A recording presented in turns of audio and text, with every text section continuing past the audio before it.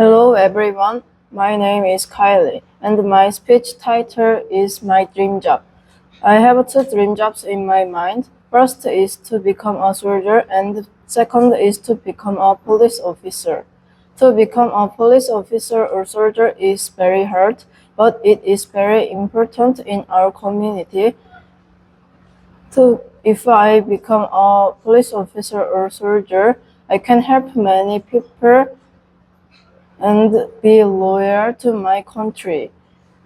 I am interested with physical activities and training. I want to protect my family from dangerous people. With this kind of jobs, I can interact with people in the community when they seek help. I can also provide security and safety to my fellow citizens. Therefore, I can